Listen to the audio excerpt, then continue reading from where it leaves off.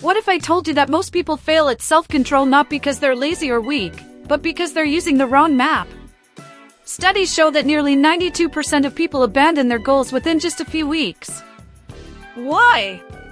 Because they're trying to build discipline on top of chaos, burning themselves out with unrealistic expectations, ignoring their mental health, and chasing results with zero strategy.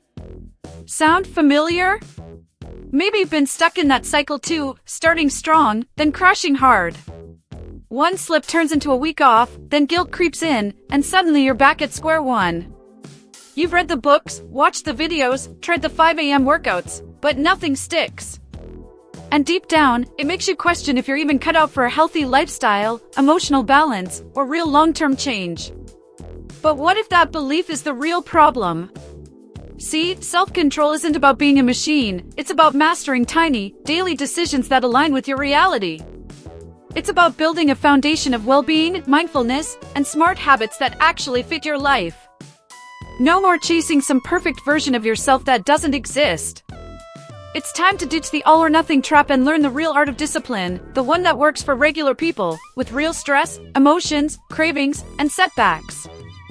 By the end of this, you'll discover how to build unshakable self-control without burning out, using a proven, human-centered approach rooted in balance, health, and long-term results.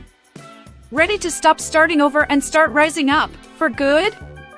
Most people think self-control is about pushing harder or working longer, but honestly, real power shows up in the moments we say no, not just to junk food or skipping workouts, but to things that silently drain us, toxic friendships, overcommitting, or chasing validation. Saying no isn't selfish, it's self-preservation. When you protect your time and energy, your quality of life skyrockets. That's when you make room for a healthy lifestyle, for mindfulness, for autocuidado. Think about it. How many times have you agreed to something just to keep the peace, only to feel anxious or exhausted later? Every yes to something misaligned is a no to your well-being. Saying no gives you space to improve your mental health, reduce stress, and focus on habits that actually support your goals. Try this. Before agreeing to anything, pause and ask, does this move me closer to the life I want? If the answer's no, that is your answer. A woman I coached once said yes to every family request. She barely had time to sleep, let alone prep nutritious meals or do light exercise. When she finally started saying no with grace, everything shifted. She started walking 30 minutes a day, meditating at night, and even lost 12 pounds in 3 months. Her health improved not because she added more, but because she removed what didn't belong. That's the quiet power of boundaries. Statistically, people who set firm boundaries report up to 60% better emotional regulation and lower anxiety. That's not hype, it's science. Your immune system literally performs better when you're less stressed. You'll sleep deeper, think clearer, and feel more energized to live an active lifestyle. And the best part? The more you say no to what drains you, the more you can say yes to what builds you. Speaking of which, what if your environment is quietly working against you? Ever notice how hard it is to stay motivated when your environment is full of chaos? The truth is, your surroundings either support your well-being or slowly tear it down. Cluttered spaces, constant noise, negative people, these all drain your energy and self-control without you even realizing it. You can have the best intentions, but if your environment is working against you, you're swimming upstream. And eventually, that gets exhausting. Let's get real, willpower fades, but your environment is always there, either nudging you forward or holding you back. If your kitchen is full of processed snacks, you'll grab them. If your workspace is dark and messy, you'll feel sluggish. If your social circle is full of complainers, your mood will match theirs. Creating a space that feels calm, clean, and intentional is a game changer for your mental clarity, emotional health, and even your immune system. I had a client who couldn't stick to healthy habits no matter how hard she tried. Turns out, her TV was always on, her fridge was full of soda, and her bedroom was a war zone of clutter. We didn't start with a diet, we started by transforming her space. Within weeks, she started waking up refreshed, eating better without force, and even started journaling and stretching.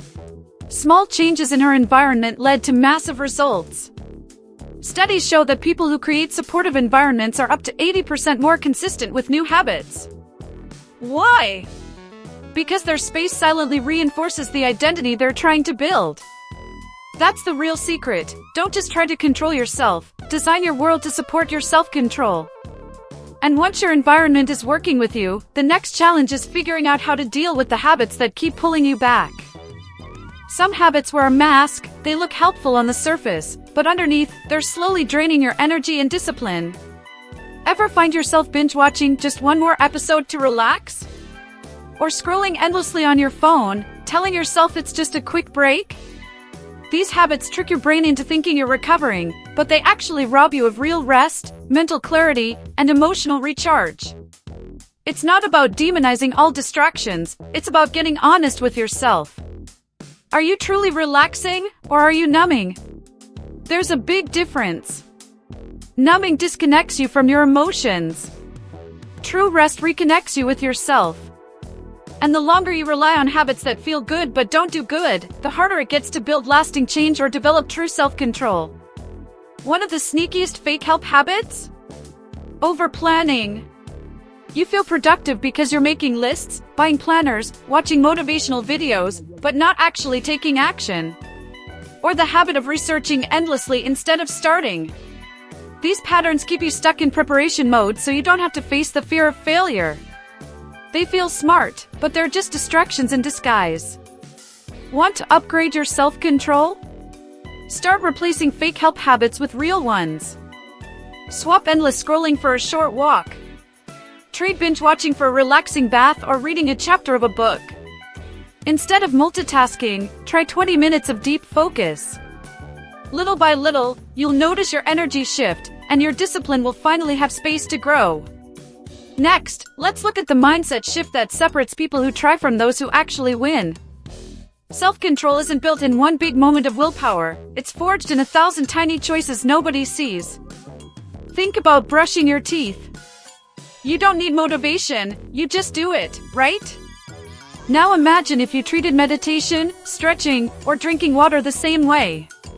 These micro habits may seem small, but over time, they snowball into major gains in health, emotional balance, and mental clarity. Let's say you add a 5-minute walk after lunch.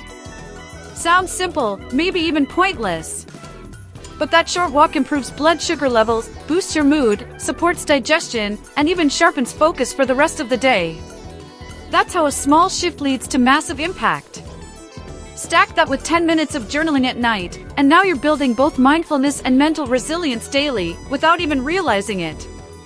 The secret? Make these habits so easy, so obvious, and so satisfying that skipping them feels weirder than doing them. Use sticky notes on your bathroom mirror. Set a daily reminder that says, breathe. Put your yoga mat next to your bed. When you reduce the resistance, your brain stops fighting change. And with every small win, your confidence grows, and that's when your discipline becomes second nature. When you look back 3 months from now, those 5-minute habits won't look small anymore. You'll feel the difference in your energy, your mood, your sleep quality, and even your immune system. This is how you build a lifestyle, not just a routine. And now that you've got the building blocks, let's talk about what happens when things don't go as planned, and how failure can actually be your best ally. Here's the truth nobody tells you, self-control doesn't mean never slipping, it means not letting the slip become a spiral. Missing a workout or eating that extra slice of cake doesn't erase all your progress. What matters is what you do next. Those who succeed long-term in building a life of well-being, mindfulness, and a healthy lifestyle are the ones who bounce back fast, not the ones who never fall. When you screw up, don't beat yourself up, get curious. Ask, what triggered this? Was it stress, lack of sleep, or just poor planning? That moment of reflection is where real strength grows. You're not just recovering, you're building resilience, sharpening your awareness, and strengthening your emotional balance. It's like upgrading your GPS every time you take a wrong turn, you get better at navigating you. Think of it like training a muscle. You don't get stronger by avoiding failure, you grow by pushing through it. If you skipped a week of workouts, restart with a 10-minute session. If anxiety broke your meditation streak, start again with just 2 mindful breaths. That's medicine for your nervous system and your self-worth. These small comebacks restore not just a routine, but your identity. And here's the kicker, every failure you recover from rewires your brain for more self-compassion, better habits, and a stronger mindset. You're literally becoming someone who doesn't give up on themselves. And once that clicks, you realize self-control was never about being perfect, it's about being prepared for the imperfect. So, if you thought discipline was about restriction, wait till you see what real freedom looks like. So now the question is, what are you gonna do with all this insight? Are you gonna let it sit in the back of your mind, or are you finally ready to take control and change your game for real? Self-control isn't just for monks or CEOs, it's for anyone willing to build a life with intention, balance, and consistent action. You've seen how powerful tiny habits, emotional awareness, and smart environments can be. Now it's your turn to apply them. Imagine where you could be 3 months from now if you actually started today.